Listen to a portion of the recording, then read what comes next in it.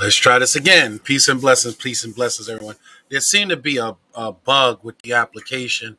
If you come in one particular way, it was setting up my broadcast to end like in 9 minutes, and I'm not sure why it was doing that. It did not give me the message this time, so I'm assuming that it is working properly. Apologize for the technical issues. Obviously, a glitch with the program, and I'll make sure now that it's noted that I will not go in that way and set up the broadcast. But so again, I tried to set this broadcast up earlier. I actually had to shut the whole computer down and start all over again. And I apologize for any technical delays, but we're going to just keep it moving, push forward through the technical delays. We don't have much time. We're trying to keep it to an hour, so we're going to be moving fast. But good morning, everyone. Welcome to another edition of You Can't Handle the Truth, where I lay out the truth, and either you can handle it, but for some of you, you won't be able to handle it. And it is what it is. It's also a combination of the morning burnt toast. And as I was trying to set up earlier, I'm dedicating today's show to my mother, who passed away 2 years ago of cancer. She used to have these things called the spiritual pearls.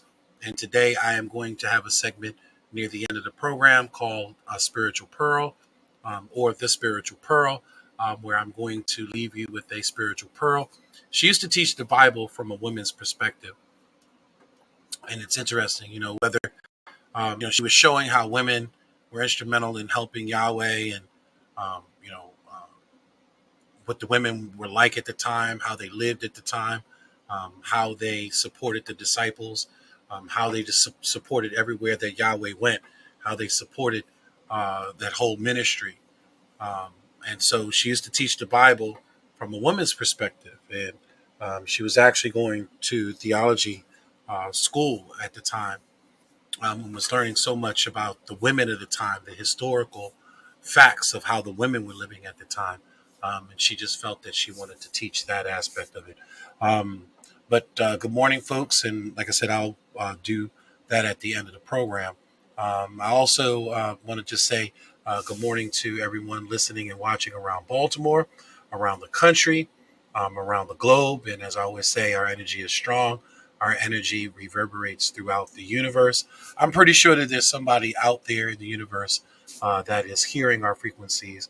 Um, I feel that we are all universally connected um, throughout the universe. And so I know that there's some other being or some other entity out there throughout the universe that is hearing and listening or watching or even connecting to what we are saying and what we are doing in our community. So, but again, good morning to all you beautiful, bold black people out there. I always say the BBB. We're better than the Business Bureau. We're the Black Beautiful Bureau. And so, but just again, want to say good morning. Again, moving quickly, I want to go ahead and do a little bit of housekeeping. Thank those who have made it possible. We were trying to do this on radio and do at least a half hour of this program on radio on WFBR. I don't know what happened. I got kicked off of WFBR. They don't want my money for whatever reason. I don't know. Maybe because I was pissing in someone's pond and they didn't appreciate me pissing in someone's pond. I don't know. All I know is that they're not allowing me to buy time on WFBR, and I can't figure it out. Um, and what I want to do to be able to kind of tell the truth and be able to have these discussions, I can't really do on Radio One because I could possibly get in trouble for doing it, being on the airwaves. So I try not to. I can't really kind of book time at Radio One, although I could book time at Radio One and pretty much get the same price that I was getting at WFBR. But unfortunately, it makes no sense for me to do that and then have to deal possibly with the complaints or repercussions. Um, um, so I'd just rather not just do it. And again, we'll just do it here on this platform. Right now, we're streaming to, of course, X, which is used to be Twitter. So we're streaming to my Twitter account. We're streaming to my Facebook my personal Facebook, Product of the Environment, my Facebook page, Urban City News on YouTube, Urban City News, and on Instagram, my account True to Life. So there's multiple ways that you can find this program. And all you have to do is just use the hashtag You Can't Handle the Truth, and you should be able to pull these episodes up. I'd like to make this a two-way conversation, so I want folks to join in and have these conversations. And we have a great topic for you today, and I'm going to go through some history, and we're going to talk about our community. And like I said, before we get there, I want to do some housekeeping. But I'd like to make this a two-way conversation. I don't want to have a conversation by myself. I would love for you to join me, be either a guest host or come on as a guest. If you really don't want to be a host, come on as a guest and bring me your conversations, bring me your opinions. I'd love to hear from you. I'm going to post the feed right now to all the platforms. So if you're watching on any of the platforms, you can join me live. I'm going to make sure that I make that clear. Um, so, like I said, you can join me live if you'd like to. All you have to do is just click the link. That's all you have to do. Click the link. I'll see you backstage, and I will pull you in, and let's have a conversation. Hold on, I think I posted that to the wrong platform. Let's post that to all the streams. And again, please, let's have a two-way conversation about what's going on in our community and around the globe. So much is going on in the community. All right, so I just posted out to all the platforms, uh, to the Facebooks and YouTubes and all that stuff, and Instagram. And again, if you want to join us, please do join us on any of those platforms. We'll just click on the link on any of those platforms, however you are watching this program. Um, uh, but let's get started really quick here. So let's do some housekeeping. I want to do some housekeeping really quick and thank those who have kind of made this possible to at least be able to pay for this platform. They wanted to pay for me to be on radio and bring the information up on the radio, but unfortunately, that didn't happen. But this episode is being brought to you by A Taste of Soul, the Charm City Taste of Soul. It is an online magazine that has uh, a collection of Black restaurants and retail and entertainment venues throughout the city of Baltimore. Um, I like to call it the updated version of the Black Book. Um, and shout out to Lou Fields, the publisher, who has these tours, these um, Black History tours around the state of Maryland, and he is responsible for putting together this publication. It has all the different restaurants, and we have to be purposeful in reference to our dollar. We have to make sure that our dollar stays within our community. It's interesting. I was watching a program, High on the Hog, and I definitely recommend that folks watch that program. Great historical facts in reference to African American food and its connection back to Africa. Everything from black eyed peas to okra to yams. You'd be surprised the connection back to Africa with many of the dishes that we eat today. And what's interesting is that they make a comment in reference to fried chicken because white folks used to tease us in reference to fried chicken. They would talk about us in reference to fried chicken not being recognized culinarily wise, if that's a word. But in the culinary community, they didn't look at fried chicken and things like watermelon, as cuisine. And in many cases, they talk about how they made fun of it. Chicken is greasy, and fried chicken is greasy, um, and they didn't see it as a viable business. Like going into the chicken business, they didn't see it as a viable business. But now you look everywhere in the black community, and you have chicken spots all over the place. Whether it's Chinese frying chicken, whether it's the Middle Easterners frying chicken, whether you have commercial American businesses like KFC and Popeyes. Everywhere you go in the black community, now everybody's frying chicken and making money, making millions on frying chicken. So it shows you that fried chicken um, is a highly recognized cuisine, um, and a viable business. Um, and should be recognized as a African American culinary food, or part of the culinary food of and part of that whole American soul food collection of foods. So, but interesting program, High on the Hog, where it talks about, again, they didn't look at fried chicken as being valid. Um, uh, but yet, like I said, we see fried chicken places all over our community now. New York Fried Chicken and Hip Hop Chicken, and everybody wants to sell chicken to us. Uh, but again, great magazine, has a plethora of businesses, black businesses. Make sure that you choose one of these black businesses out of this directory to support, and you can go to a tasteofsoul.biz, a tasteofsoul.biz, and lock it in. It works well on your mobile device, your tablets, as well as your computer. Lock it in. Keep it with you.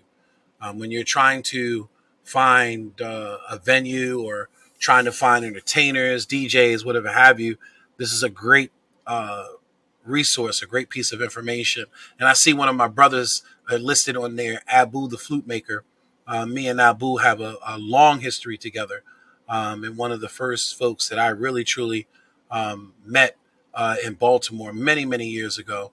Um, and truly have a high regard and high respect for my brother Abu, the flute maker. Flute maker.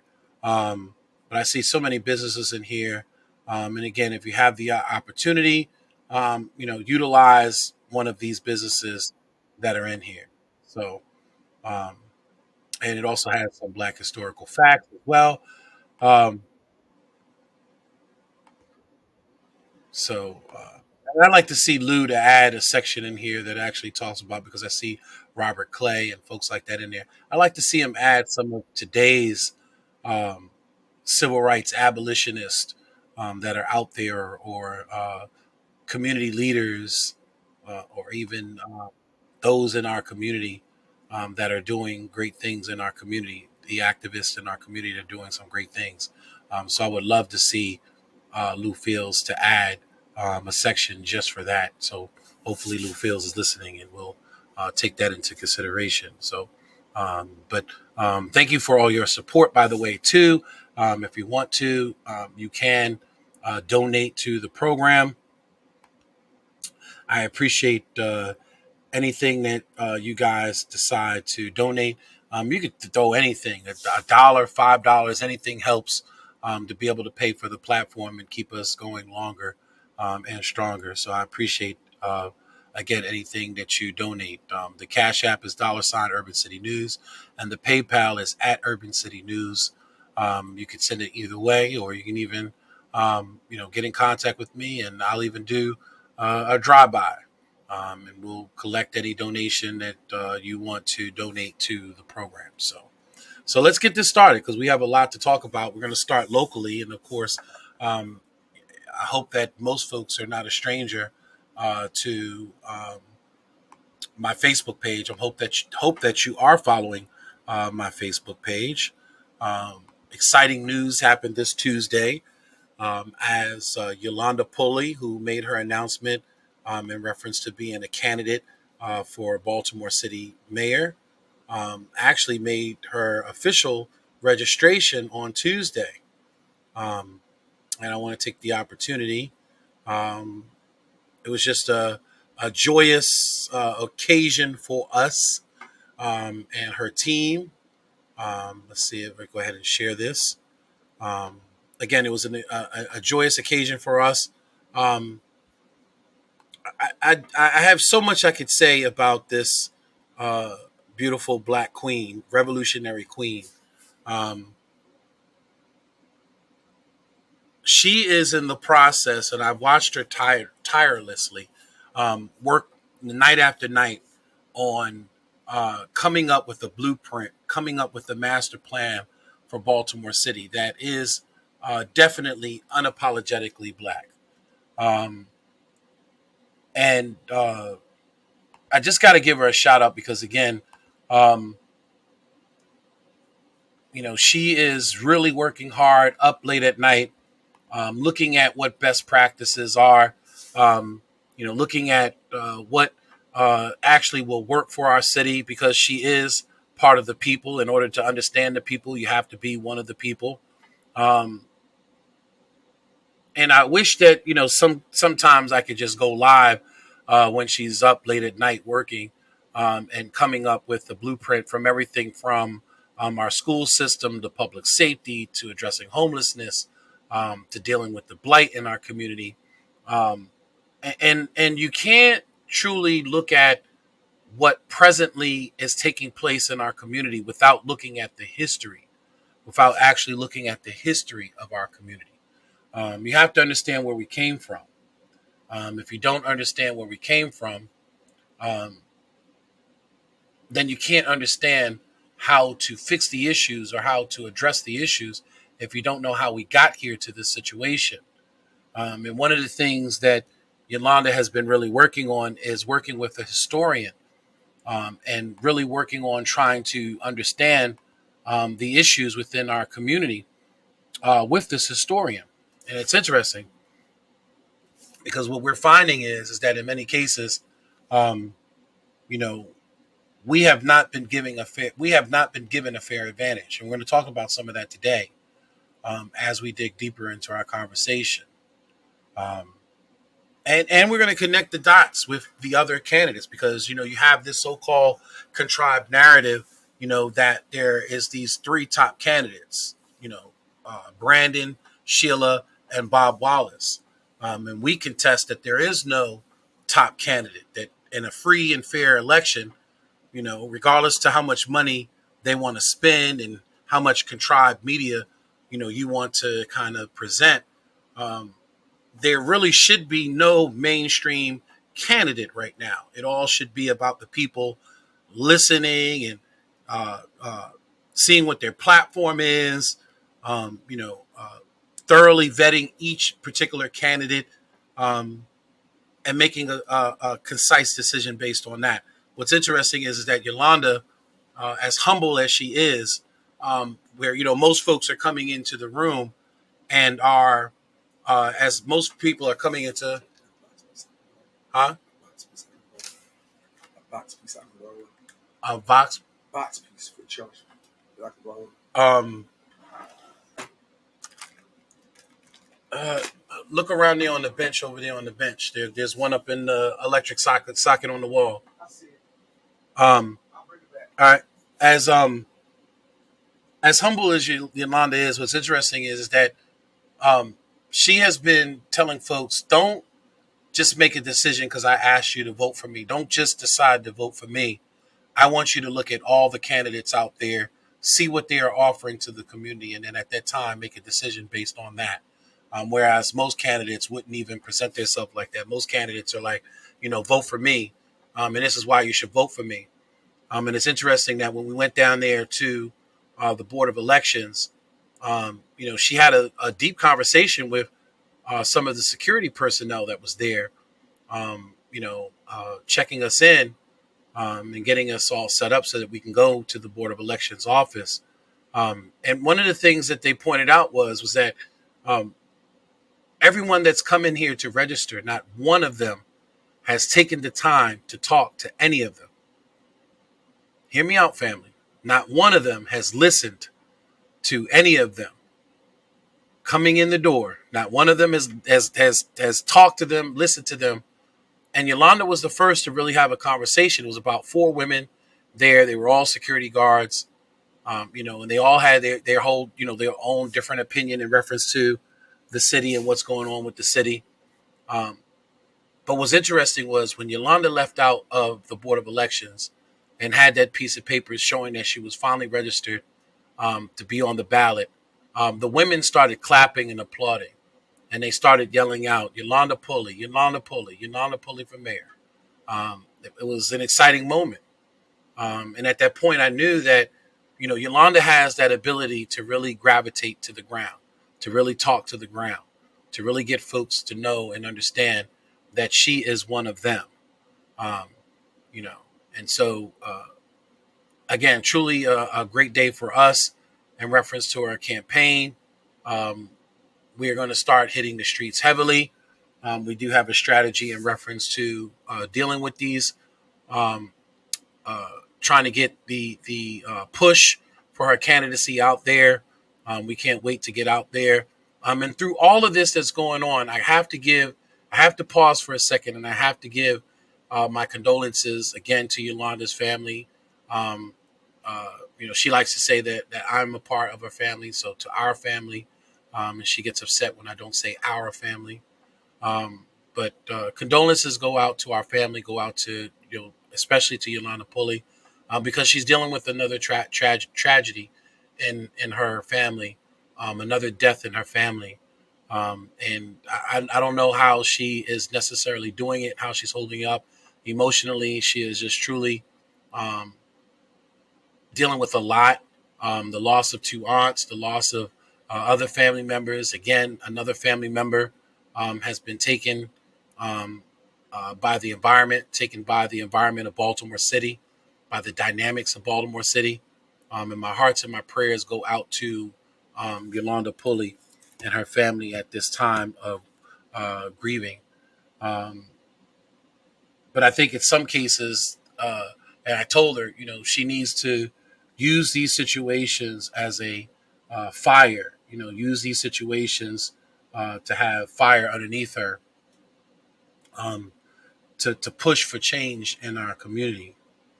She needs to use their stories, um, you know, uh, as fuel to be able to just really tackle the issues in our community. So my heart truly goes out to uh, her this morning. Again, as her family is dealing with yet another loss of a family member to the dynamics of our city. Um, Again, if you'd like to join us, and good afternoon, Michael Randolph. Good morning, um, almost afternoon. Well, it is afternoon. Good afternoon to you, sir. So let's get right into this because I wanted to get into this conversation today. And I don't see, I'm going to try to repost this again. I don't see it showing up in the feed. Um, so I, we've been watching documentaries. We've been talking to historians, both me and Yolanda Pulley. We've been truly trying to understand how we got here in the first place, and just really trying to understand the dynamics.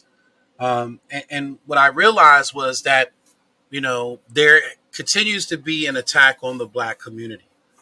And the question that I'm really posing today is like, what can we hold on to in Black America? What can we possibly hold on to in Black America? It seems like we're losing ground on everything.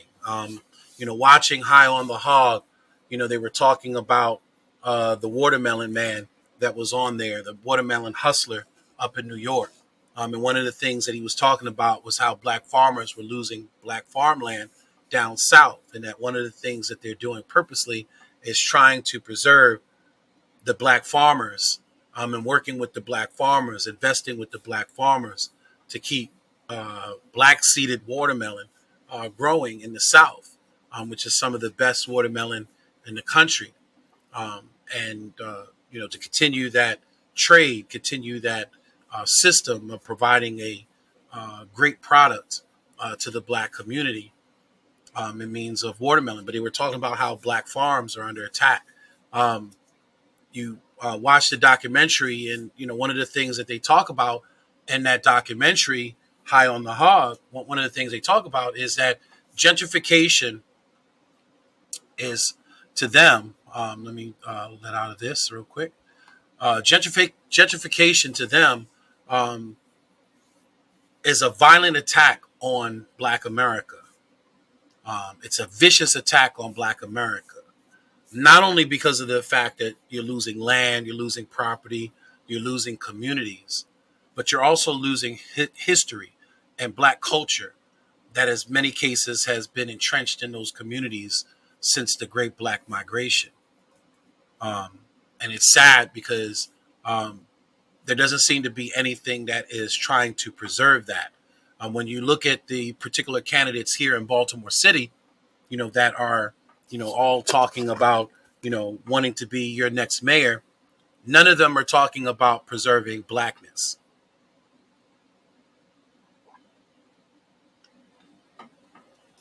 In a city that's 63% majority Black and brown people, and with a median income of $26,000 a year, we know that many folks are living below that. Um, you don't see a lot of folks, purposely trying to preserve uh,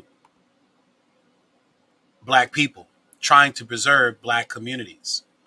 Um, you're not trying to preserve Black communities when your housing policy or your way of dealing with blight in Baltimore City is to take and package, uh, and that's what we were told he wants to do. Bob Wallace package these dilapidated properties and sell them on Wall Street, sell them as a package to Wall Street. Well, who do you think is the majority folks that's in Wall Street? It's not Black people. We're not talking about selling it to Black Wall Street. We're talking about white Wall Street. So what do you think is going to happen if you package up dilapidated properties, if you ran down properties? What do you think is going to happen if you have these properties? What do you think is going to happen? You're not going to. I know you don't think that packaging these dilapidated properties to uh, Wall Street is not going to prevent more gentrification. That's not true. It's not going to happen. Um, so that's the scary part of his whole notion of pulling these packages together, pulling these properties together, and presenting them to Wall Street.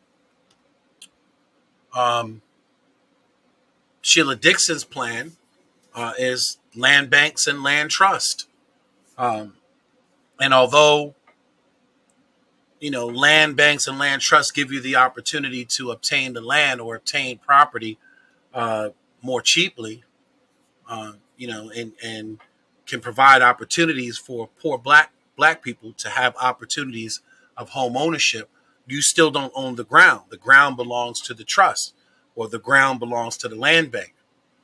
And the problem that I have is that even if you sign these 99-year leases in reference to the ground, with all of these neighborhoods, and you have gentrification encroaching in all of these neighborhoods, what's going to preserve these neighborhoods in reference to uh, gentrification is concerned? What's going to preserve these neighborhoods at the end of the day? Um, what's going to preserve these neighborhoods? And just bear with me, folks. I'm trying to pin this comment and online and trying to make it available for everyone. What's going to prevent gentrification in these neighborhoods, you know, um, after 99 years? Um, you may be safe one or two generations, but in the future, there's a possibility, um, that you may lose ground, you may lose that property if they decide, or someone decides, hey, I don't want you to re-sign that lease. Um, and that could possibly happen. You can't say that those protections aren't there. And of course, you really don't see a true pathway to home ownership, even with Brandon Scott's administration. Um, and no one is talking about the sins of the past, the crimes of the past, which is something that we're going to get into this afternoon.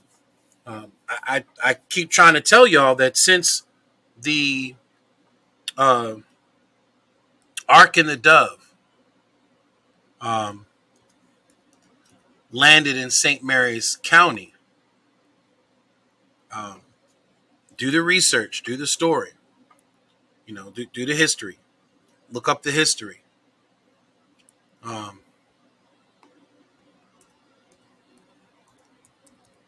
and I'm pulling it up right now so we can go through some of this history. I want y'all to see and understand the timeline. So, uh, the Ark and the Dove, which were two English ships that left England, originally George Calvert, the first Baron of Baltimore,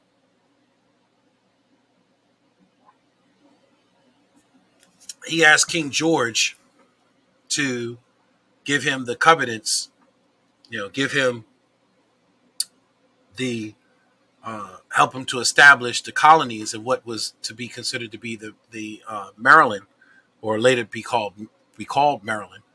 Um, and unfortunately, George Calvert died, and it was his son Cecil Calvert, Cecilus Calvert, who actually was awarded the covenants, was actually awarded uh, the opportunity to claim the grounds in the name of England. And in 1634, they landed in what's known now as St. Mary's County. And contrary to belief, they did have there was two black people on the Ark and Dove. There was a Maximus del Sousa, um, who is on record. He was a Portuguese black person who believed, who was converted or converted his life to Christianity. You couldn't really be on the Ark and the Dove without converting to Christianity. All of these folks that came over were um, Christian extremists. Um, and although King George had issues with uh, the Catholic Church because they wouldn't allow him to divorce his wife and marry this Jezebel, um, so he claimed himself as being the king of the churches, and in many cases exiled priests and exiled those um, uh, that were part of the Roman Church, and they killed priests and everything in the process. Many priests had to leave and run off to areas like Greenland and places like that to hide away from the king, um, who still was trying to pursue them. As a matter of fact, they were able to put anti.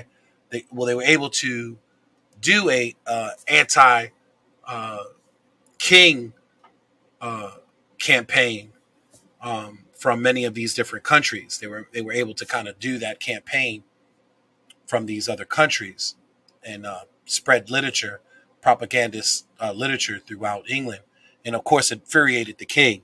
But King George, I'm sorry, George Calvert, the first Baron of Baltimore, confessed to the king that he was Catholic. But George Calvert was basically the king's most highest advisor, um, and the king didn't necessarily punish him for acknowledging the fact that he was still a devout Christian, um, and in the process was in the process of helping rewarding him the claim, or helping him to get the claim for the state of Maryland, or what is known as the colonies of Maryland, or the state of Maryland. And so um, Unfortunately, George Calvert died. Um, they did eventually. They did have a voyage at first where George Calvert went out, but they ended up in Canada. It was too cold up there, and so he returned back to England. Um, and again, he applied for the permission to settle the lands that is known as Maryland, and he died before he had an opportunity to get that granted.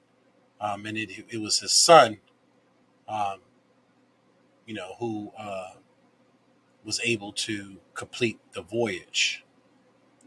So look up the history. 1634 is when they landed, and ever since they landed on the island, it was in for black and brown people. There was um, no way that we were going to have any advantage over English colonizers that were, religious extremists.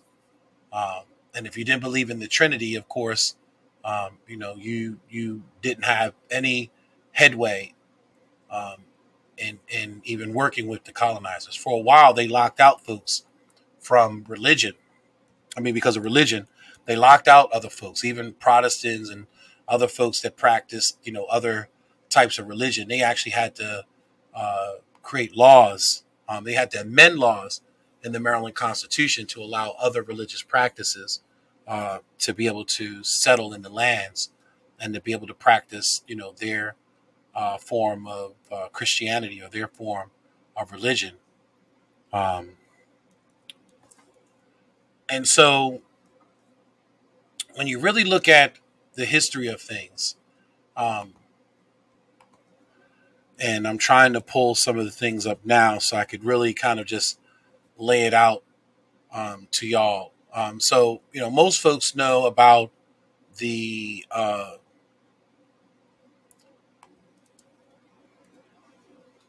most folks know about the Nathaniel Bacon riots, and so the Nathaniel Bacon uprising. So down in Jamestown in the Virginia colonies, which was settled.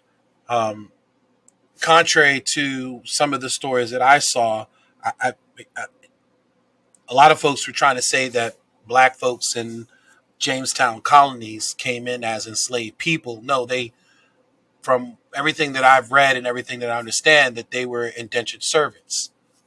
They came over with the notion of helping to colonize the land, and eventually pay their servitude, off in labor, and eventually become free people. And so, in in 1676, there was the Bacon Rebellion, where white indentured servants, as well as black indentured servants, uh, rised up to revolt against the oppression um, that was being portrayed on indentured servants at the time. They were starting to be abused, punished. Um, Living conditions were terrible. Um, and so,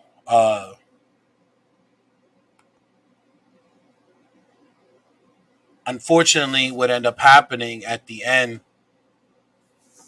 of the uh,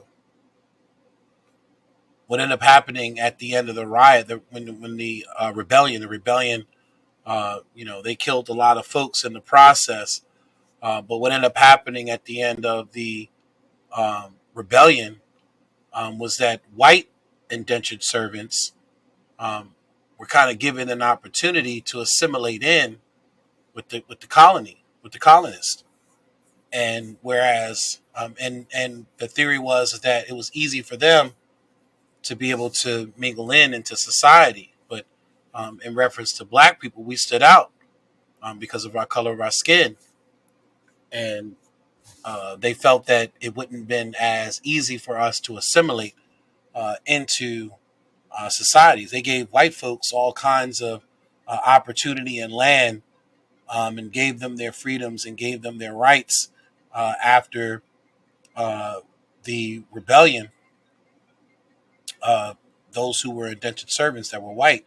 But for black folks, um, you know, even if you didn't necessarily partake in the rebellion, moving forward, that's when it became the beginning of what they call um, indefinite servitude.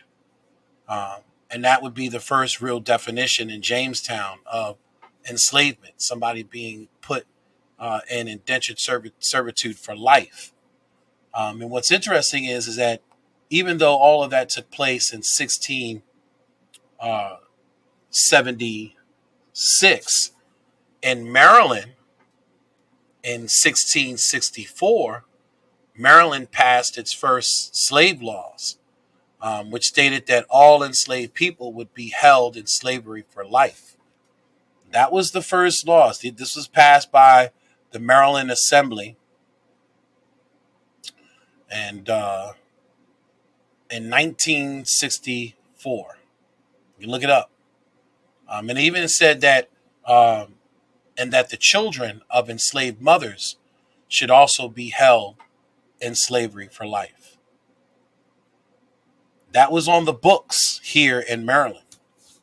So you have, the Jamestown colonies and the uprising taking place down there, and then eventually black folks being placed, who were originally indentured servants, who was only supposed to, put in a certain amount of years worth of labor, and then be able to, obtain their freedom, and in some cases be able to obtain land and be able to help with the colonizing of this country.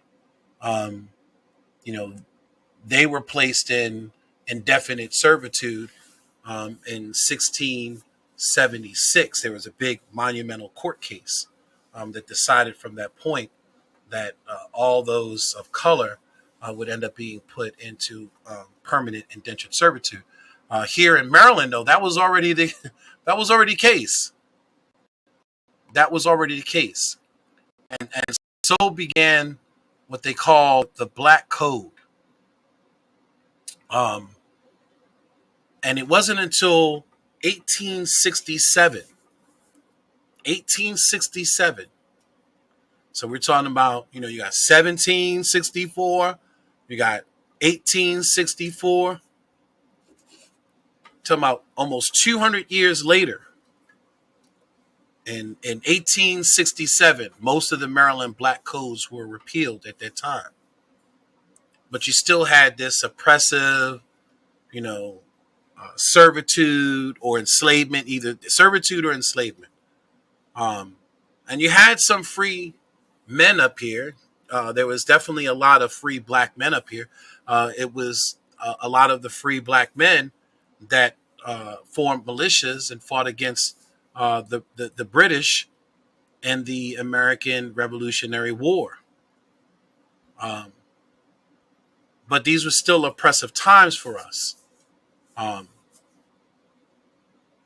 and we didn't always necessarily, even though we were free, we were always it was always a jeopardy there for us as free men. Um, and that's why I asked the question, what can we hold on to in Black America? Because even then, if you are a free man, you may not be able to hold on to that for long. There were folks that were being kidnapped all the time and were being taken downtown all the time, and taken down to North Carolina, taken down to Louisiana, to work the cotton fields, Georgia, Mississippi. So there's people that were kidnapped all the time, you know, um, and placed into enslavement, although they were free men. Um, you recently had a movie in reference to that, um, where it showed it. One of the free men was in D.C., and these so-called slave hunters they used to come up to the northern states, and if they thought you looked like somebody that was wanted, for escaping, um, the plantation in the South, they would grab you up, kidnap you, and take you back down south. And if it was a mistake, A lot of times the plantation owner wouldn't really even care, as long as he got himself another uh, enslaved person in the process. Um, and I tell these stories because you have to understand, where we really come from. Um, and bear with me here while I'm pulling some stuff up here. Up and we have somebody that wants to join us. Hopefully, I can bring you in without any issues. What's going on, my dear brother? What's going on? Peace and blessings. Hey, how you doing, man? I'm hanging in there. I'm hanging in there, sir. How are you? Cool, cool. I had to jump in from Tampa, Florida, man, to send y'all some sunshine down there. We appreciated all this rain and all this fog up here. You know, Yeah, I feel you, man. I really appreciate what you're doing in Baltimore. I'm originally from Sandtown, that's what's in up. Baltimore.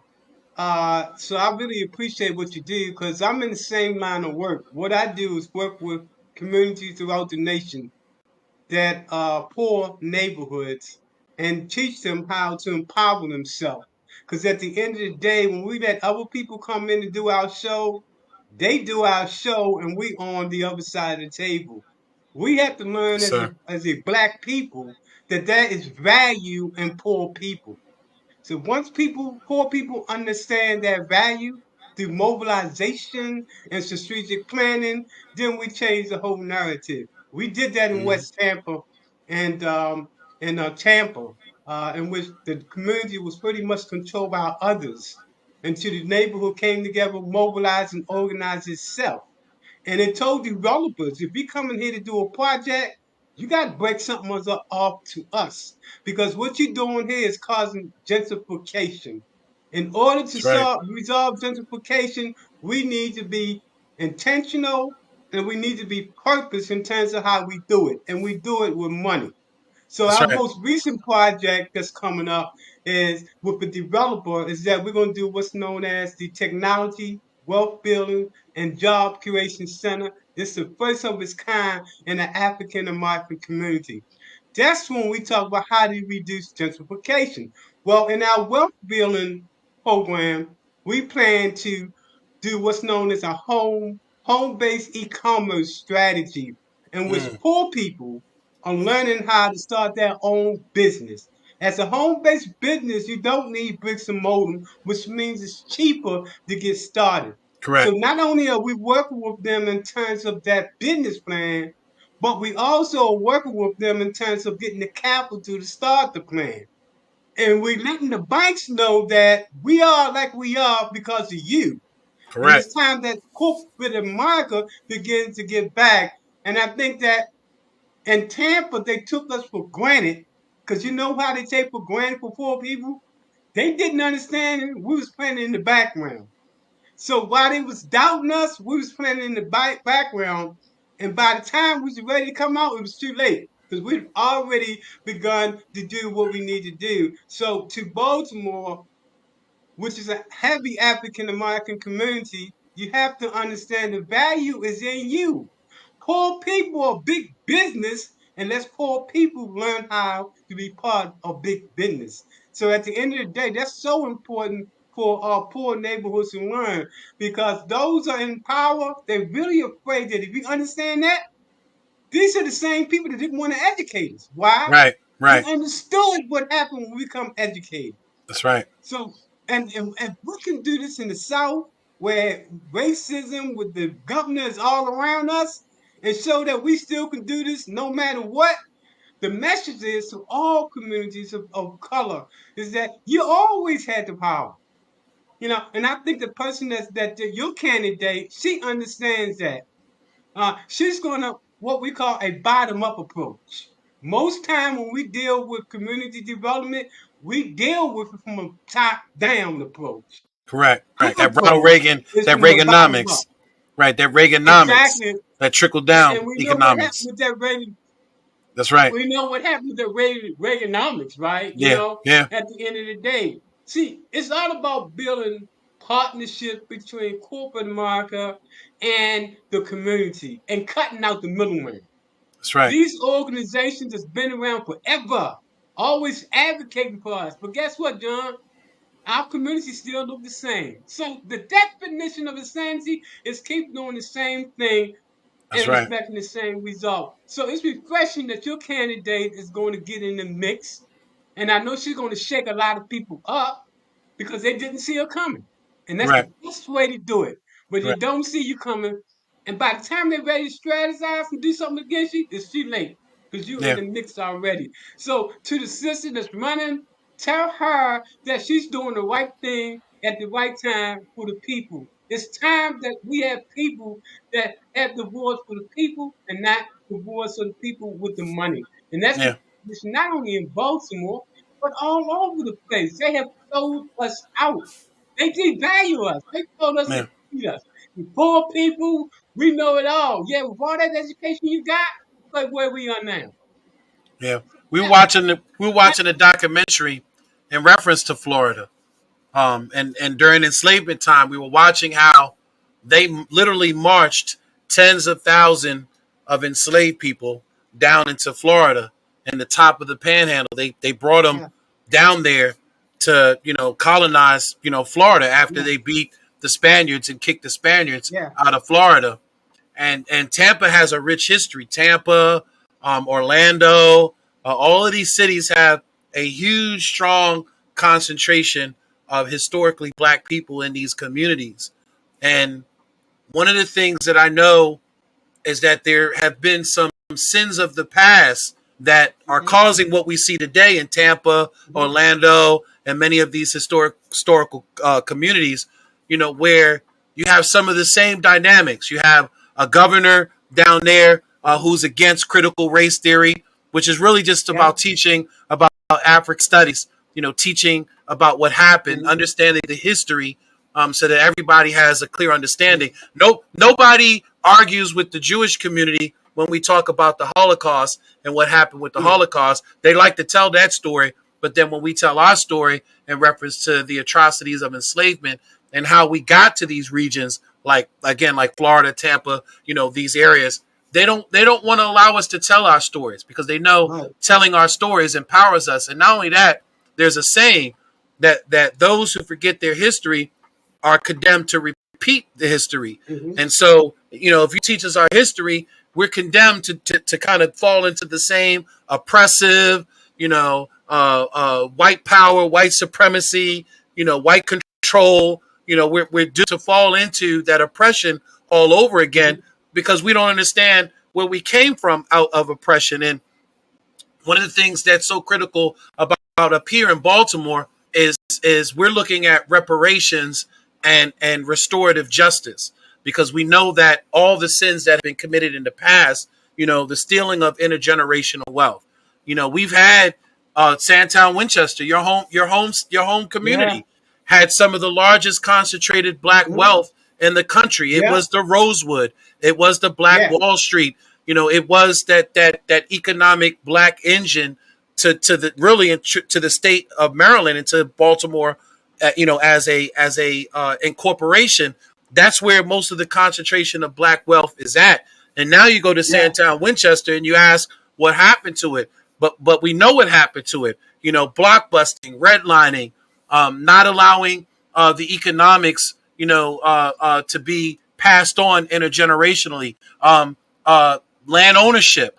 Many of these properties, especially in Sandtown, Winchester, we're just mm-hmm, coming into the age where we're starting to own the properties in Sandtown, Winchester, because for the longest you had ground rents, and the yeah, largest holder of ground rents are Jewish people, and a lot of folks that maybe down in Florida or maybe somewhere else may not understanding what's going mm-hmm, on here in Baltimore. But we've had some mm-hmm, archaic laws that came in under Lord Baltimore, the second Baron of Baltimore, Cecil, his son, and the King George had basically said that you can't own the land, but I'll rent the land to you. I'll ground rent the land to mm-hmm, you. You can build your house, you can till your farm, grow crops, whatever have you, but the land belongs to England. And even after the American Revolutionary War, that rule kind of stayed in place, and as you know, as we started coming into uh, this day and age, those who knew about the ground rent rules were able to buy the ground rents of many of these properties throughout Baltimore City. And folks who thought that they were buying their homes, black people who thought they were buying their homes, didn't realize until years later, hey, you know, I'm paying ground rent and I own my house, but I don't own the ground. And Yep. now you have laws in place where people are now buying their land, or are getting ready to get, or are able to get rid of the ground rent. But someone has benefited from that, mainly the Jewish community has benefited from the ownership of hundreds of years of this ground rent in Baltimore City. Other communities have benefited from us paying a ground rent in these Yep. communities, you know, and they've been able to live off of the wealth of that, and be able to uplift their families and uplift their generations. So what Yolanda is really looking at is restorative justice. Like at this point, we Mhm. have to be purposeful about what we do. And in Mhm. some cases, people are not going to like it because, you know, they're going to Mhm. think that black people are stealing Baltimore City, but technically, Mhm. Baltimore City was stolen from black people. So we have to be able to do things like, for instance, one of the programs that she wants to do is to have the dollar down program. So you pay a dollar for your land, you get up to $200,000 from the city. The city gives you the money out of a bond. You take that $200,000 and you're able to build or rehabilitate a dilapidated property. You're able to get that home. You pay 0% interest in mortgage. 0%. Now the money, the city's gonna get their money back. But what it is, it's restorative justice because we weren't able to obtain loans. And if we were Mhm. able to obtain loans, many times we paid a higher interest rate. And we know that we couldn't get into certain neighborhoods because you had laws on the books that prevented us from buying into certain neighborhoods. So what this is restorative justice. This is allowing us to obtain those legacy residents that are in the city, that you know, their great grandparents came up here during the Great Black Migration looking for opportunities and weren't given that opportunities because of a Jim Crow Baltimore, because of a segregated Mhm. Baltimore, will now be able to have that, like that intergenerational wealth restored by making them a homeowner, giving them the opportunity Excellent. to have taxation with representation. Because right now, if you're a renter, you don't have representation. Your Mhm. landlord cares less about your failed schools, about public safety in your neighborhood, because he's living in Bel Air. You know, he's living in Montgomery County. You know, he's living in Westminster. He's living in a great community where he has control over his taxes, his property taxes, and he can dictate that he wants better schools, he wants better policing, you know, he wants better neighborhoods. For us, Excellent. right? For Excellent. us, most of us My only are renters, suggestion huh? My only suggestion is Mm-hmm. that related to those dollar houses, that she makes sure it's affordable housing Oh, and of it's not course, people who are of course, speculating of coming course, in for investment. That of could be course. a good opportunity for people because affordable housing is a crisis all over the United Correct, States. And correct, there's a tendency to bring people in, but these people gentrify the community. Instead of saying, hold on, we got dollar houses, but we give them the priority for those that are doing affordable housing and correct, make sure that people correct, stays in here. Now, correct, talking about Sandtown, correct, the whole model that was created in Tampa was part of the Sandtown model. In Baltimore, when I was in Baltimore, I took part in what was known as the Federal Empowerment Zone. It correct, was one of correct, the first initiatives that looked at a whole holistic approach to rebuilding neighborhood, and Sandtown was one of those communities. The problem was they created an initiative, but they created it in a way that we will continue to depend on them. What correct, we did in Tampa was to turn it around. We kept the idea about holistic planning, but we made sure that the community was controlling. So instead of these big corporations going to talk to the banks, we actually went to the banks to talk about the necessity for CRA intent. And now right, this is a strategy that we using to bring in money, as opposed to bringing in money for those that got money. This is an opportunity to reduce gentrification. And that, guess what? The banks down here, they love it. They love it because we approach them not as a nonprofit, 501c3. Right. We approach them as a business corporation, Right. just like any corporation. And our bottom line was to create wealth. And the Right. banks benefited because they was getting a loan. So it was a win-win for everybody. Now keep in mind, Right. when the white people heard what we was doing, they say no way that black organization is gonna do that. That's not supposed to happen. We changed it all. And it is happening. As we speak today, it is happening. We're showing what can be done when the black community get together and strategically plan that pathway forward. I can't overemphasize that CRA and TIP. This is the mechanism to get the money. Because guess what? The banks are supposed to give back to the poor communities. But if the poor communities don't know how to talk to the lenders Correct. and the investors, they lose out. As a matter of fact, I want to send you some stuff that we're doing here in Tampa, and hopefully she can use that as part of her campaign. And if she Yes. does, she's gonna knock everybody out of the game. Yes, sir. Because Yes, sir. everybody's looking for the government to solve this problem. Everybody say the government should do it. I say no, it's the banks. That's Correct. the strategy. Get to the banks. That's where the money is in the corporation. Cut the Right. government out because they don't have Right. money. Right. Well, see, what we're looking at in some cases, well, see, we say the government doesn't have any money, but yet we just gave, $700 million to Sagamore to build Port Mhm. Covington, or what's now called Port Peninsula. We gave 200 some odd million to Exelon. John Pakarakis has gotten hundreds of millions of dollars in what they call payment in lieu of taxes for years. What we're looking at is it's time, and we did a losing proposition with the Hilton Hotel and the convention center, which technically they're billionaires. They didn't need the city's money. They could have built their own hotel down at the convention center. But they kind of knew the writing was on the wall in reference to hospitality and things like that. Now look what happened with COVID. The whole hospitality industry has died out. The hotels are not doing the business that they used to. They're barely paying the interest back on the bond in reference to that joint partnership with Hilton Hotel and the convention center partnership. They're barely paying the interest payments on that, so they haven't been able to make good on the bond. What we're proposing is different. What we're proposing is that there's been crimes committed against those in Baltimore City that technically should have inherited intergenerational wealth. A lot of these residents that are living in the housing projects, that are living in some of these segregated, communities that were segregated, that were redlined, they purposely put us in neighborhoods like Cherry Hill, Westport. These were neighborhoods that were designated off for us, for black people. They didn't bring the resources in.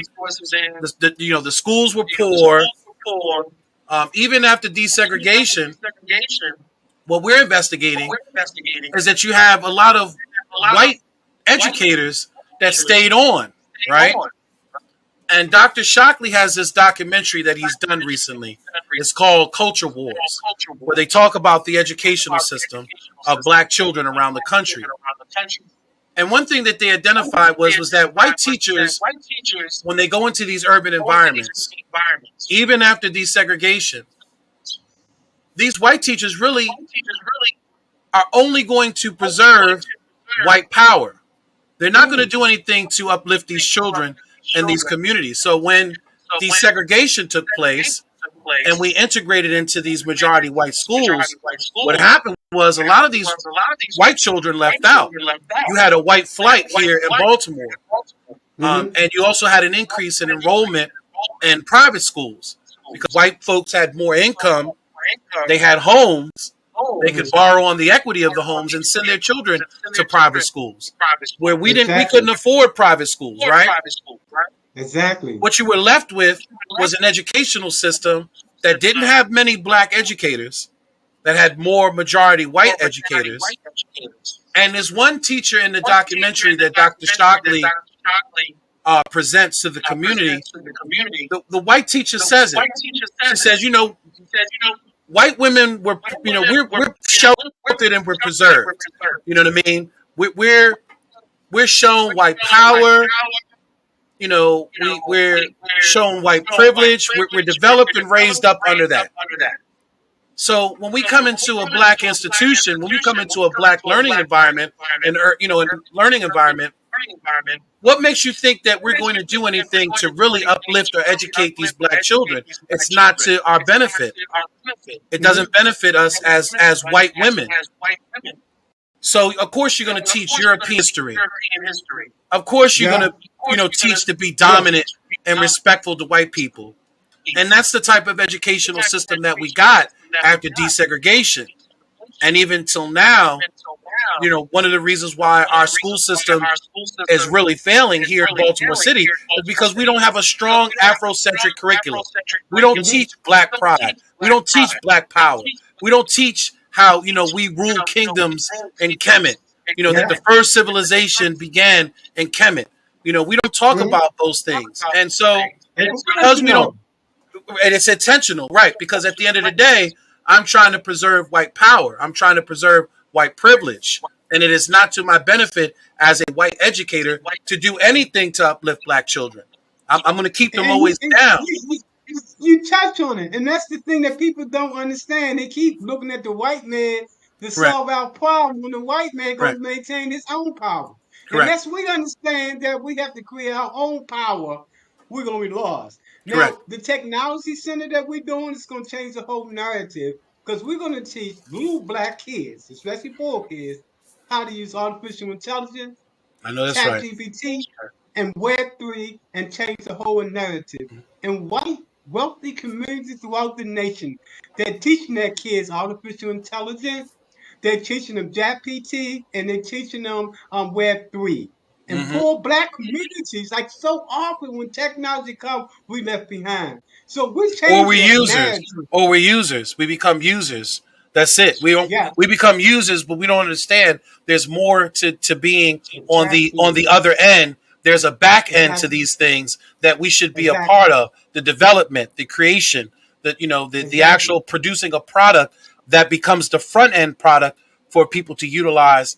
And most of these technologies, even technologies of the past, have created some of the Yeah. billionaires that you see out there now. Yeah.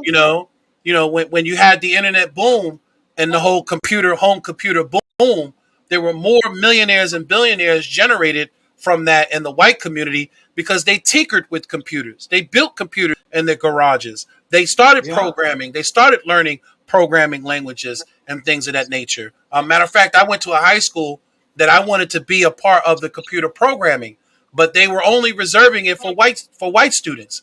And they told me, they said, no, you Puerto Rican and black folks, y'all should get into auto mechanics, marine mechanics, carpentry. You got these shops for y'all, but computers, you don't want to touch that. You don't have the Oh fortitude no. for that. And I can only Oh imagine no. if I had the opportunity to touch computers back then, where I would be at now, because I'm an IT person now. I do Yeah. programming and websites and things of that nature. I can only imagine where I would be now if I was able to go to a course like that in the high school level and be developed in Pascal, Cobalt. There was all these different programs that they were teaching at the time. PSL 1. These were the languages that banks were using. That the first sets of computers were starting to use. Machine language. I can only Hmm. imagine where I would be at if I had the Oh yeah. opportunity to go to a course like that, but they Oh restricted yeah. us, from that. So Oh it's yeah. important, again, with all these technologies coming on, even with in reference to things like autonomy, autonomous, like autonomous Hmm. vehicles, autonomous machinery, robotics. It's Yes. important that we drones. It's important that we start getting into this technology and start utilizing this technology from the back end. You see the point. Imagine this: kids in poor neighborhoods learning how to do robotics. Yeah, Imagine this: little kids know yeah, how to do game applications. Little yeah, kids know how to do mobile applications. You want to take them off the corner? yeah, Give them something to come off the corner, yeah, and technology would definitely excite them. So I'm yeah. with the Center for Nonprofit and Community Development, and what we do in part, just like what we're doing in West Tampa, is begin to change the narrative when it comes to poor communities. Right now, we're in 15 different states preaching this idea that you have to build it from the bottom up, and you have to forget about being a nonprofit 501c3, because nonprofits are very well known for begging. You have to be a business. You have to show your value. You have to say, if you invest in us, here's the return on your investment. That's what the major players want to hear. When we meet with the banks, they love us because they're so used to people coming, all these things are going in our community and we need money for this. We don't. We say we're a business and we can make you money. Just like the white boys do.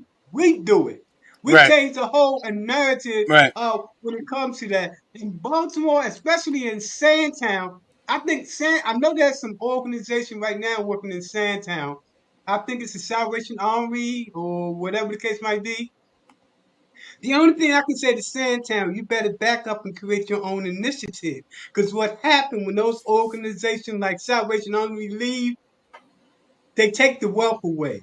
Yeah. But if you decide to change the narrative and create your own community development corporation, now the money comes directly to you instead of a middleman. And we have to stop this middleman attitude when it comes to our neighborhood. Everything comes to them and then it's come out to us, and we only get a small percent. We have to understand that we're just as smart as the average person, and if we Correct. teach us right, we definitely can take the narrative. And I think that's your attitude. Your attitude is that it's not about being black, it's about being black and empowered, Correct. knowing our values. Stop Correct. being victim.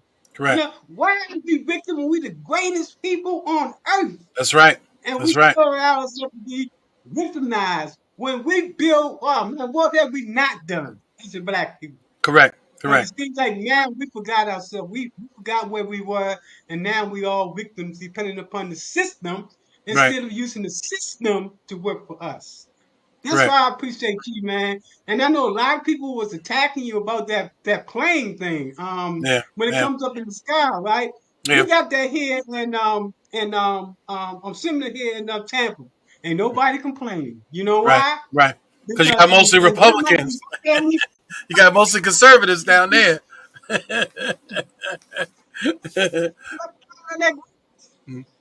You're That's why breaking you up a little. take that Right. shot. Right.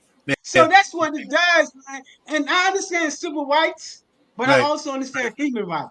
The Right. right to Right. be able to come out in a safe neighborhood. So what do you say? The birds out, birds on you, whatever the case might be. Right. Right. That's what that system Turn the does. So camera guess on what? you. We were talking about turning the camera on the system, so it held not only us Yes, accountable, but it held the system account, held the police accountable. We were able to vindicate two young men that were wrongfully accused by the police. yes, One of them was accused by the Gun Trace Task Force, and actually ended up getting a settlement.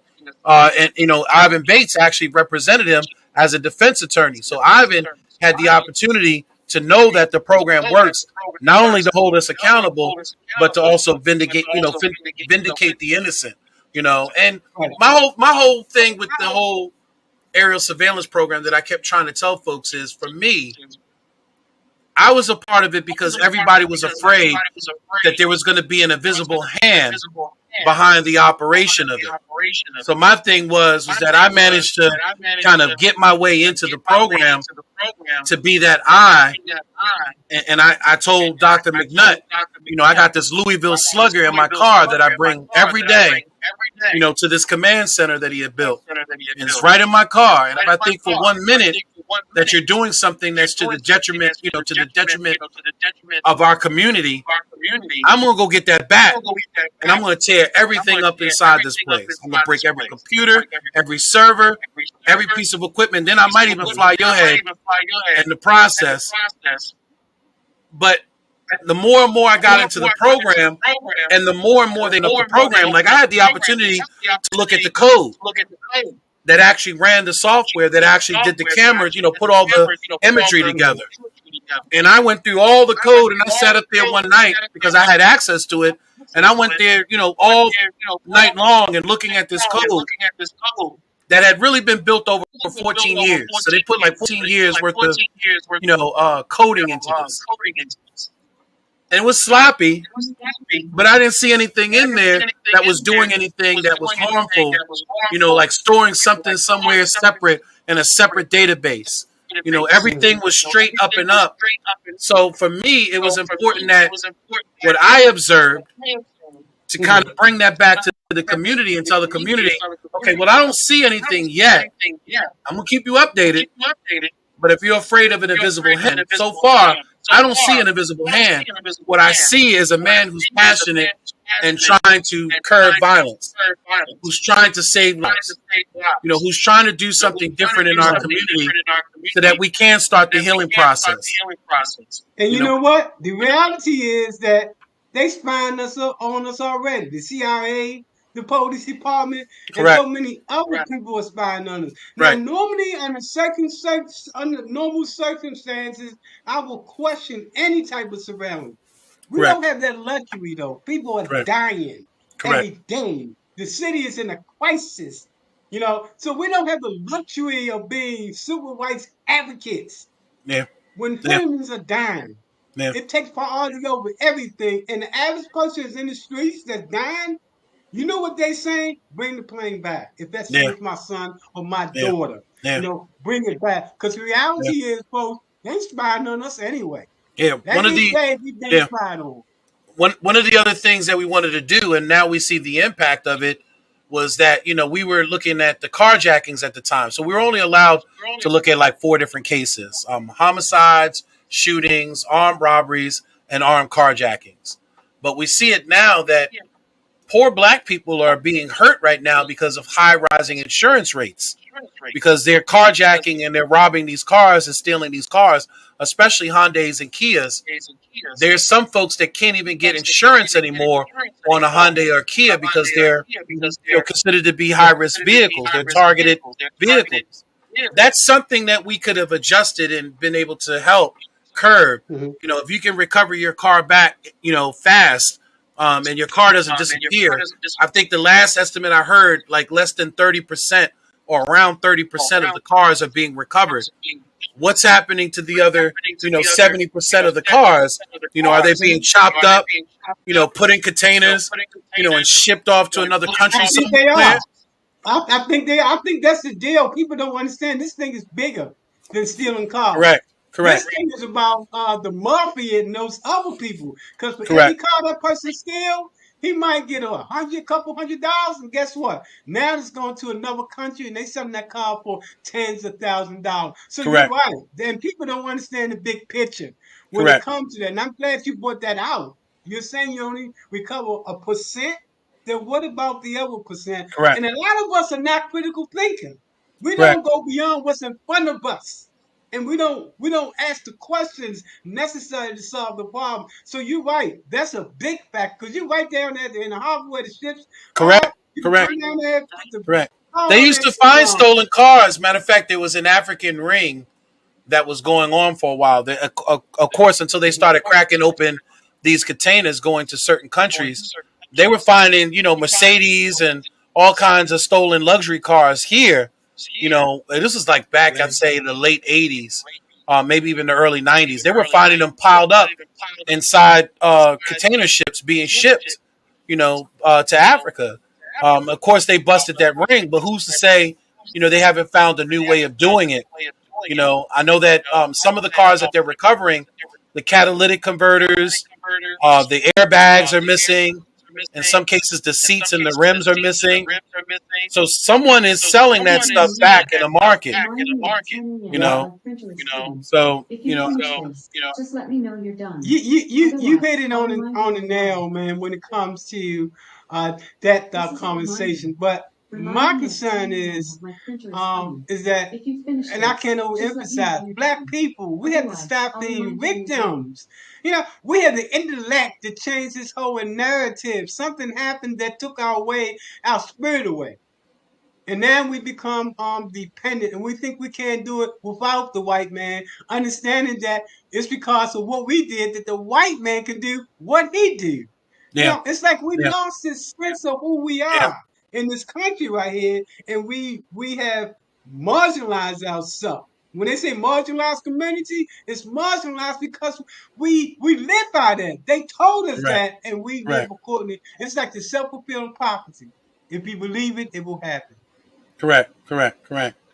Well, I appreciate what you're doing down there, and I definitely would like to get more information and see if there's Yeah, some I'm gonna send you synergy. some information, man. Appreciate Definitely, you. that's gonna change the whole narrative because you're gonna be talking like nobody else in Baltimore is talking, and partner, you're gonna excite the people that's in the streets to vote. Mm-hmm. Mm-hmm. Because the people in the streets who are having a hard time, you know what they want to know? What you gonna do for me? Correct. We hear about what you're gonna Correct. do for everybody else, but how are you gonna empower us? And when Correct. you start telling the people, hey, we plan to bring in money to create wealth. We want individuals to start their own business. Correct. And we want Correct. the banks to understand they gotta pay for it. Correct. Now the Correct. government should pay for it too, but the Correct. banks got literally trillions of dollars. You Correct. see what I'm saying? Correct. Trillion, and they're still making money on us. I tell you Right. what, when I left those bankers in Tampa, they appreciate us because now Yeah. they see us as a partner instead of a person coming to be as a victim. And Yeah. we told them we can return that investment. If you invest 100,000 in us, we return that 250,000. We know Yeah. how to make money and we know Yeah. how to flip it. And we Yeah. don't need nobody else to come in to do what we need to do. And that's what you call an empowered community when you step up to the plate as a partner, not as a person who's merely participating. That's Right. changed the whole narrative. Yeah. I was telling folks that I've been watching this documentary called High on the Hog, right? Where it talks about the connection of it's on Netflix. And Oh, and it, okay. and it's a documentary that talks about how soul food, black cuisine, all of it has a connection back to Africa, right? And of course they did. They're going to every different city, New York, Chicago, and one of the episodes I watched, they were talking about New Orleans, and again talking about these crimes of the past that had been committed on our people. Most folks came out of enslavement into sharecropping in Louisiana, and they came up with a system that was supposed to be fair, but wasn't fair. So they said, "Look, you cultivate your land. Half of it goes to the landowner. The other half you can sell, on market. But if you didn't have a mule or a plow or any equipment, you had to rent that equipment from the landowner, from the white man, from the plantation owner. So now you got to pay him. So now you at less than half. You're at a third now because you got to pay him for the mule and the plow and cultivating of the land, right? So then when the cotton gin finally came out and the machinery, to cultivate cotton, with a tractor or a machine, of course, the plantation owners came to those who were in servitude and said, you got to be out by Wednesday. Thank you for your service. Take your stuff, take your family. You got to be out by Wednesday. And kicked literally tens of thousands of black folks that were in servitude at the time or sharecropping at the time, basically kicked them off of the land, right? And so there's one guy who is part of that culture. He came from that sharecropping era, right? He tells the story of how most folks ended up in the South. In the cities. So that's how we ended up in New Orleans. And what the city did in New Orleans was said, okay, well, we're going to build these housing projects because these black folks have nowhere to go. They have no money, no income. So they shuttled them and they pushed them into these communities that didn't have any resources, that were poorly built. And that's where they lived at for, we're talking about the coming out of post-war Reconstruction. We're talking about coming into the early 1900s. So from 1900 all the way up, that's where we lived at in New Orleans. And these slum communities, they built the ghettos. And the reason why I'm bringing this up is because almost everywhere that we've gone, my show today is kind of like really asking, like, What can we hold on to when we know that everything that we have gotten in some cases has been given, although we've built? Don't get me wrong, because the guy said, don't look at the plantations negatively. The plantation was built by black hands, by Africans. You know, America's Even the wealth. White House. Right. Even the workhouses. Even the White House, the Master's house. Right. So the plantation, the invention of the plantation was us. We invented that. The cultivating of that land, that was us. Because the white man didn't have no idea what to do with that land. We were the ones that understood about cultivation because we were already doing it in Africa. We were already cultivating the lands, take care of the village. So he says, don't look at those things as negative because we've helped build this country. We helped build that foundation. We helped build these principles. That's our land. But what can we do now? And again, your idea is great, what you're doing down there in Tampa. But what more can we do to make sure that we don't continue to lose? Because it seems like every time we get headway, something gets taken from us. Like, how do we hold on to the little that we can hold on to in Black America when we see, like, for instance, our schools are failing, our communities are failing, our economics are failing. And in some cases, it makes it easier for us to be picked off. We know about the school to prison pipeline. So when our children aren't educated, we're destined to head down that road of imprisonment and back into servitude. When we don't have the economics, of course, we can't preserve our neighborhoods. And they were saying that the worst attack on the Black community is gentrification, because not only is it the stealing of the land or taking of the land and displacing people, not only is it just about that, but the culture and the history. I told you about the plantation. There was a culture, there was a history that was built there by African people, by African Black American people. So gentrification is not only the taking of the land and displacing people, but it's also about the destruction of culture and history of Black people. So how can we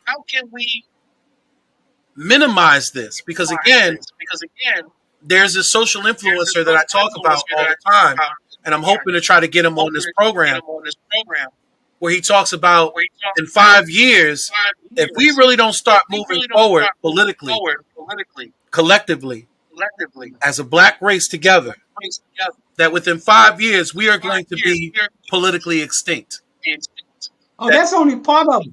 If we don't do what we need to do by the year 2034, as a whole, Black people are going to be considered a second-class economic group of people. That's how serious it is. That's why we can't sit back and wait for what's going to happen, because we see the writing on the wall. We have to do what we can, Black men, Black women, to change the narrative. Now, the concept of racism came out of Portuguese. Of course. This guy right here, the king ordered this guy to write a book. And this book was to say, hey, y'all, it's okay to, have slaves, Black slaves, because they're ignorant, they're unbeasy and everything like that. As a result of that, even today, the whole world see us as a second-class people. And guess what?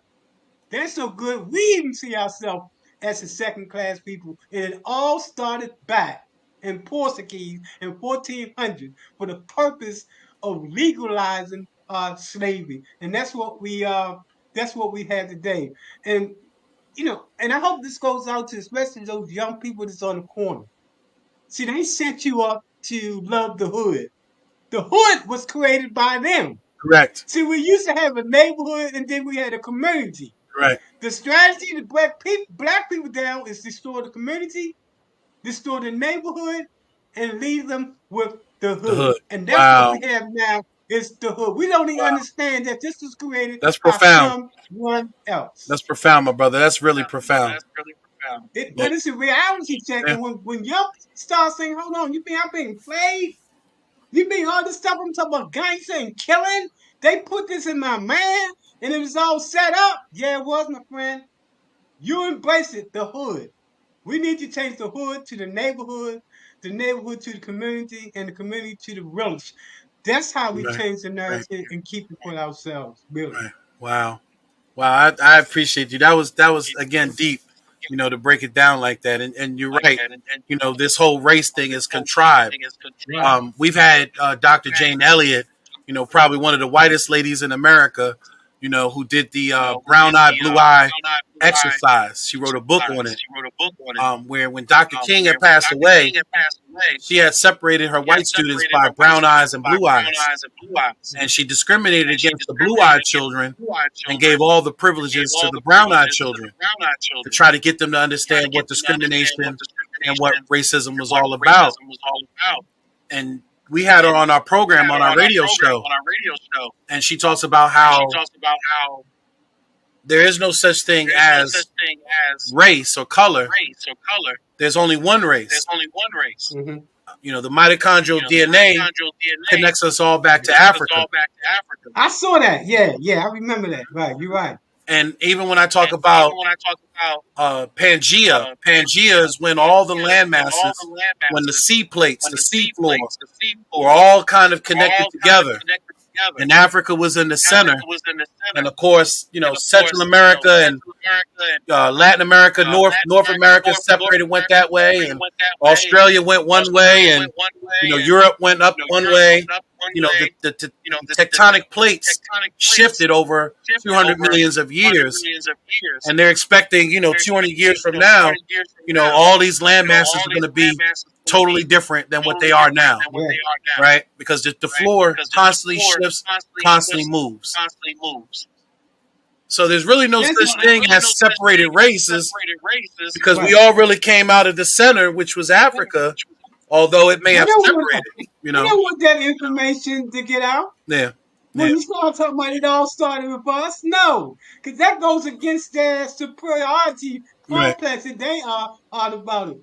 Right. When you get a chance, man, Jason, I suggest you read this book. It's called The Color of Race. Okay. And that begins to define how we created what's known as the redlining and black communities throughout the nation.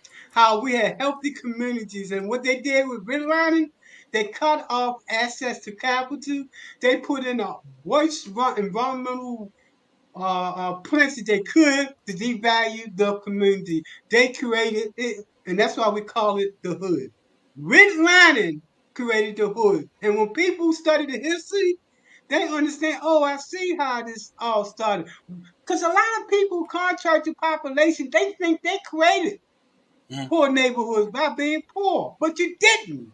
That was a rich neighborhood, and they pulled all the resources out, and they made you poor. And now you think it's poor because of you, because it's concept. If black people move over to where we are, they're going to destroy the neighborhood. If is it called The Color of Race in America? Yes, it's Color of Race. I was saying, it's the book called The Color of Race in America. Is that the whole name of the book? It might be. I'm about to display it right now. You tell me if this is the book or not. I want to send you the video. You're gonna be knocked off by the. Is this the book you're talking about? Not it. Okay. No, not that one. Okay. Okay. Because this goes beyond 1940. This goes like where we are present day now. But I'm gonna send you the video. I'm saying The Color of Race, but it might be The Color of something else. But I'm going to send that to you. That explains it all. That's what got me to understand. Oh, so we didn't create the hood. The hood was created for us. Yeah. And they gave dates. They showed how the federal government played a part in it. They showed how the banks played a part in it. Yeah. And everything like that. But I'm going to send you. Well, I just told you about New Orleans. And again, how a lot of the folks that were kicked off the land as sharecroppers in New Orleans. They all basically, some of them went up north. It was right around the time of the Great Black Migration of the 1900s. A lot of folks headed up north, but a lot of folks headed to the city in New Orleans. And when the government there in New Orleans saw all these folks, coming in from the bayous and, coming in from all the different areas, Baton Rouge and all the different areas that were cotton, land, cotton land, cotton farms, cotton plantations, they needed to do something with all of these black folks. So they ended up taking land that basically hadn't been developed yet, and they built these housing projects. They built these housing developments. And of course, some of these developments have evolved throughout the years. They started off as shanties and bungalows and, and those type of units to eventually, the concrete and the brick units that you would see, the community like Little Wayne comes from, the housing developments, the actual federal housing projects.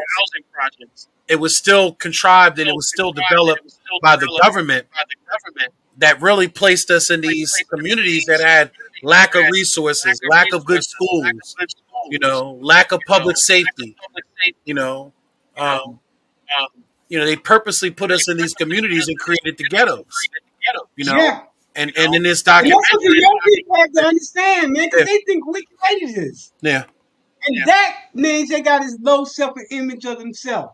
Well, black people destroy things. yeah, It's indicative of these vacant houses. It's indicative of all these negative things. They think they actually did that, and they actually they believe that, and that's what's right, changing them in the way they are today. When they learn history, they say, "No, we didn't." And let me tell you, the worst thing you can do if you're on the corner right now, if you listen to this right now, the worst thing you can do is change the narrative. Flip that switch and show that now we're smart and we can do it differently. If you want to hurt that white man, flip the switch and start, changing the narrative, because the wealth that's in our community, for the most part, we got 1.5 trillion that comes in as a black people. What? The third richest nation in the world. And what do? We become consumers. What happened if we flip that switch? And now instead of consumers, we become investors. That's why I got a beef with these rappers that's got all this money. yeah, And they come in with like youth programs. I say, no, do like some of the rappers do, build affordable housing. correct, You got correct. the I money. saw T.I. in Atlanta just finished building an Yes, affordable housing unit. that's what That's I'm talking right, about. right. Those are the things that we should be doing because Yeah. again, that also strengthens keeps us from again that gentrification that's encroaching on all sides of us. Prime example here in Baltimore, they just did a study recently, found that they developed like less than 14 new affordable housing units came online within a decade. And the need is so great, like and then now you want to try to move rapidly forward, to build affordable housing, but the need has been there. Like you're kind of Susie come lately Yeah. and taking care of the community. And when you talk about something that's interesting though, because I talk about the music and I had a conversation with a young man here whose son was on the box, was on the GPS box.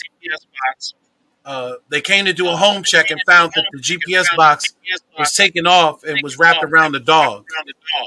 Ah, and, I tell you, black people are something else, man. and so the young man is out in the streets. Now he's wanted for a possible shooting and armed robbery Mm. with a ghost gun. They caught his friend, but they didn't catch him yet. And I was asking my homeboy, whose son it is, I was like, what can we do to help these young people, especially when, again, here's, the conversation that I'm having as to what can we hold on to in Black America when you look at the attack and the fix is in, right? So I explained it to him and I broke it down to him. I said, how do you help young people in this day and era, this day and age, when you have rap music, whether it's a female rapper or a man rapper, they're, perpetuating, the stereotypes. If it's Sexy Red or Ice Spice, or Megan Thee Stallion, they're all, Cardi B, stick it in my, put it in my mouth, treat me like a thought, you know, it's all provocative, sexually, hypersexually driven, you know. When you look at drill music, drill music is all about, I'm gonna come by and see your homeboy. You don't want none. I'm gonna shoot you up. I'm gonna kill you up. I'm gonna shoot you Mhm. with my gun. I got my gat. Everything is about, murder, kill, shooting. You don't want none. I'm coming for you. It's Yeah. all violent driven. So it's like I told him, I said, how do you get a hold of your child when everything around him, and even with the music, like the music is even driven. I told him one of the number one songs right now playing on the radio is a song called Waukesha. And Yeah. Waukesha is about uh, drinking lean. That he has the rapper is talking about he has a love affair with Waukesha. Waukesha is a metaphor for lean, for a cocktail mix of lean and a soda mixed together with liquid codeine. And he has Mm-hmm. this love with Waukesha, and he's telling all the different ways he takes Waukesha, and sometimes he smokes a little weed, sometimes he pops a little pills, but he's still in love with Waukesha, and that's like the number Mm-hmm. one song. Every song is pop a pill, drink some lean, everything is these, pushing the narrative that we should be a drugged out culture. It's like, how do we counter that? You're trying to raise your son, but your son has a counterculture Yeah. that's going against what you're trying to teach him and instill in him. And then Exactly. and And then now, oh, go Ice, ahead. Ice, Ice Cube made it clear, and people don't want to listen to that man. That man saying that rap music is controlled by private prisons. The idea is that in order for us to keep these prisons open, we have to feed to black kids the notion that the best way to make it out the hood is through drugs and killing. And when Ice Cube came up with this, they trying to blacklist him. But the bottom of it is, our culture has been stolen. It's been stolen. They will not let positive rap get out on a large scale. Most of the rap that's coming out is geared towards making sure you go to prison. This is big prison. This is big business. And that's what Brother Ice Cube was trying to say. That the rap songs and the prisons are all connected together because the private prison control that. I always say to black people, and I hope that the black rappers hear this, why don't we open our own prisons up? So we can rehabilitate people when they come out. Because the way it is now with private prisons, oh yeah, brother right there, he told the truth, man, right? And he was straight up about it. And he's getting hell because of it, but it's the truth. And even That's to the day, man, when you're trying to understand why are these communities so violent, because we feeding it into their heads. right, right. Big corporations like the prison industry need us to be in prison. They make money off of it. And we go to prison, they just give us 3 meals and that's it. If black people start to build our own private prisons, then we could create an opportunity where people come in and when they go out, they come out with a positive attitude and the skills that they need. So, to the black rappers, and I hope you listen to me, start building affordable housing. Start creating opportunities where poor people can start their own business. And by far, create and build our own private prisons so we can save ourselves and stop waiting for somebody else to save us because ain't nobody coming. The same in Baltimore is we all we got, we all we need. Now, I use that term all the time when I'm talking to people around the country. Is that as a black people, we all we got and that's all we need because ain't nobody coming for us. And if you think I'm joking, look at what happened in New Orleans when the storm came. People was on the roofs waiting for somebody to come. Nobody came. Yeah, yeah. Yeah, so it says he says I don't know the names. Bill, he was on Bill Maher's program. He's saying, Yeah, but if you follow the money and you go high yeah, enough, you start to see. He said, okay, yeah. let's say let's take rap music. The same people who own labels own the prisons. That's true. Ice Cube said, right, because if they own stock in the labels, they also have stock in the Yes, Prison and Corporation of America and things like that. Ice Cube said, adding ladder, that there are a lot of dots to connect, but he was simply giving a broad example of how people at the top can manipulate what's going on with the people who are bickering and fighting, and that's us, bickering and fighting. yeah, And it's interesting. They a good friend of mine's, and I know you know who this person is, Professor Griff. We talk yeah. all the time by text message, all the time about certain situations, that's going on in our community.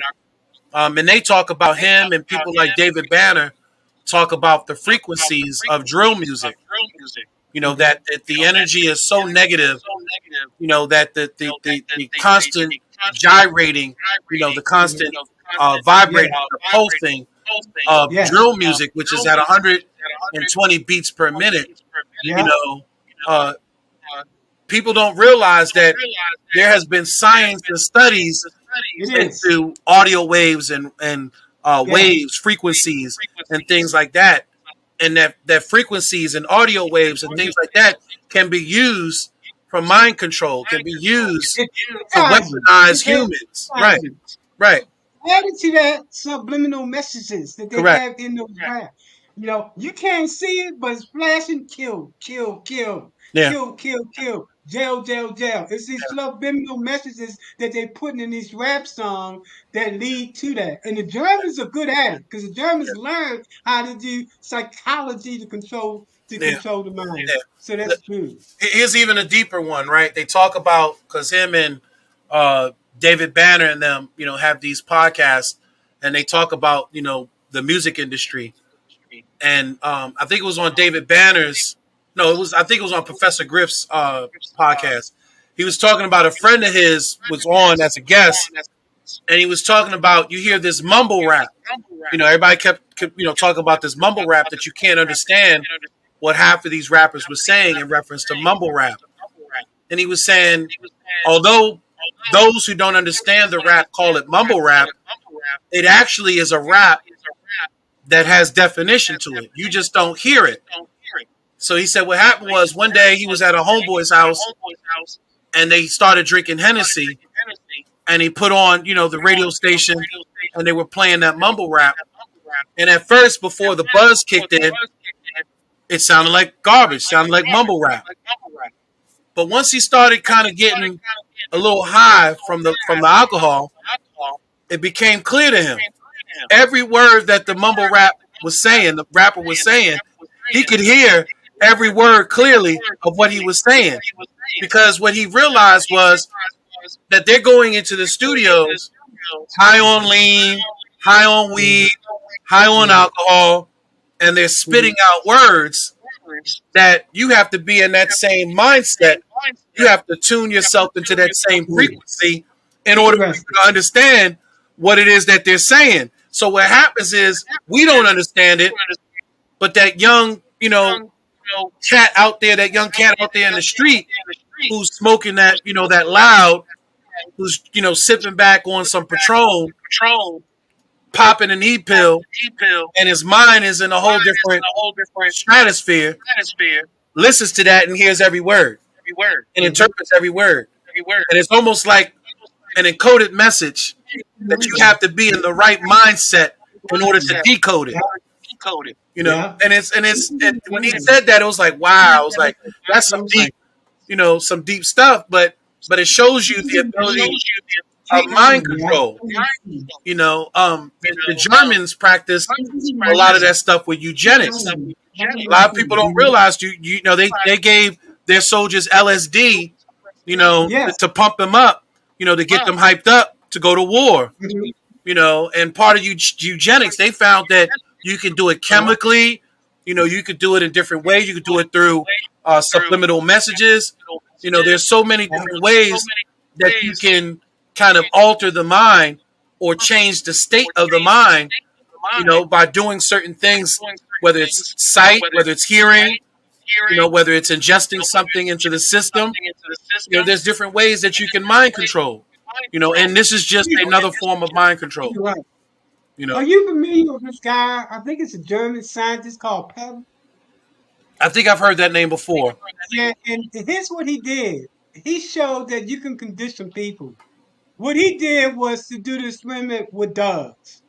And what he did was that every time he wanted the dog to do something, he gave him something in terms Right. of A a treat. benefit. Oh, And they okay. became Okay. used to it. The same thing is used with the rap music. Hmm. The same approach. We need to pay attention to psychology because psychology is why we are where we are today. Correct. They ain't controlling our mind physically and mentally, and Correct. that we have to change the narrative. When I was in Santa, when I took part of the empowerment zone and community building partnership before that with the Rouse Foundation, they brought in people from around the country to teach us in terms of how to empower communities. They had people from Harvard, from Yale, from Princeton, from University of Baltimore, University of Maryland. And they told me way back then, they say, Mike, you're different because you ask questions that nobody in this room is asking. And once you get this information, you're going to change the whole narrative because you got the particulars as to how to change this narrative. So I definitely thank Sandtown for getting that type of knowledge to understand how these people think. And then they use that. See, I was supposed to go to corporate America. I was supposed to get a job with corporate America, make a lot of money, and rob a lot of people. Because that's what corporate America do. Mm. But what I decided to now, I'm going back to the streets. Right. Everything I know and everything I will learn will be to preserve the inner city, because that's where I come from. That's where my family is from. Right. That's where my friends are from, to change the narrative in that particular respect. And I can tell you right now, they probably saying the worst thing we could have done was to educate that black man Yeah. and let Yeah. him go back to his people instead of coming with Yeah. us. Yeah. But that goes to show, man, we have to start thinking for ourselves, man, in terms of how we change this narrative. We know it can be done. Right. We've gone through the worst of the worst. We Correct. did Black Wall Street. We did all this stuff. Every time they tear us down, we come back and we rebuild. That's right. That's right. We're And since we're they we're right there, resilient. we don't understand Yeah, we're resilient everything people. they do again. Yeah, we're resilient people. We've been through Yeah, so much. yeah. And you could try to tear us down. But the greatest form, and somebody said this too recently, the greatest form of resistance is to wake up every day, Yeah, because they don't expect us to wake up. You know what I mean? yeah. They don't expect us to wake up. They don't expect us to get up.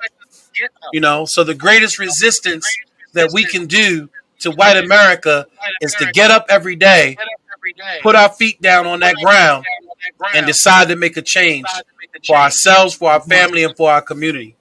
For our Are hood. you familiar? Are you familiar with Willie Leach? Of course, of course, of course. Okay. Even to the day, what that man did Yeah, is causing us problems. yeah, He took the lights against the lights and yeah, turned us against each other. yeah, The house nigga against the field nigga, and yeah, that mentality. yeah. They say it was only going to last for 200 years.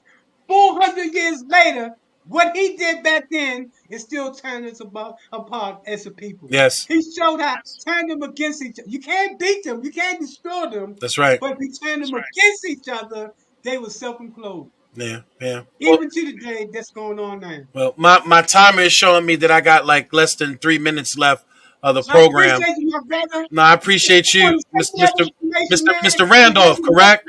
Mr. Randolph, Mr. correct? Randolph, Mr. right. Randolph. So, Next week we can come back and talk some more about yes, that book. sir.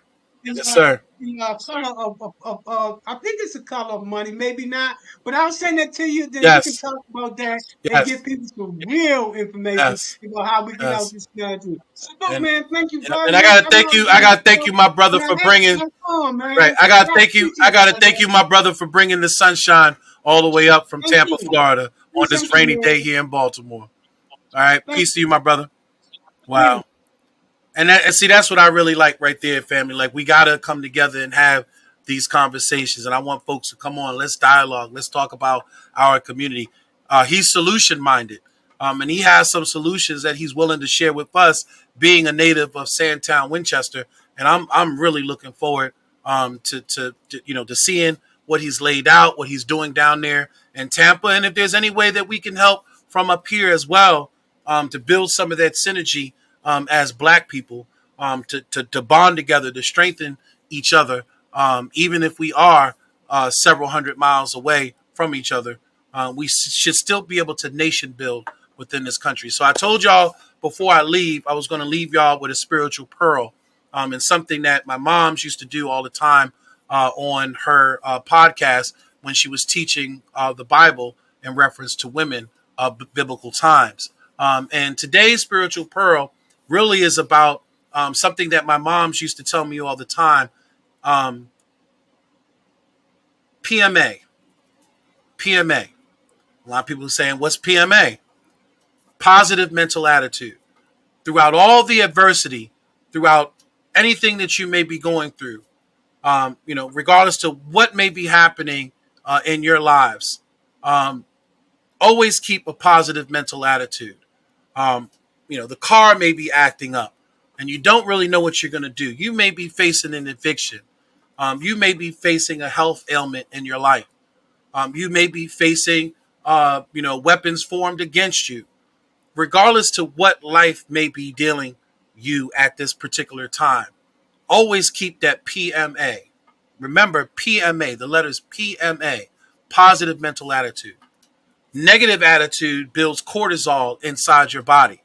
It's probably one of the worst hormones inside your body. It doesn't help your body in any way to heal. It doesn't help your body in any way to fight a good fight. But a positive mental attitude will allow you, in many cases, especially if you sit down and you process things, a positive mental attitude will definitely help you in many cases to be able to figure out exactly what the next steps are, to allow your body to recuperate, to allow your mind to recuperate and heal. So always keep that PMA, that positive mental attitude. It's something that my mom's has taught me, and it frustrates people sometimes, because people say, man, why aren't you concerned, man? Why aren't you angry? Why aren't you upset? Why aren't you? Because I keep that positive mental attitude. Something that my mother instilled in me, something that my mother taught me. The car may be broken down. I'm going to keep that positive mental attitude because we're going to figure this thing out. We're going to get it fixed. We're going to get it back on the road, and we're going to be good. The tax man may be at the door. I'm still going to keep that positive mental attitude. We're going to figure this thing out. Most of the time in life, things get thrown at us, and we do figure it out.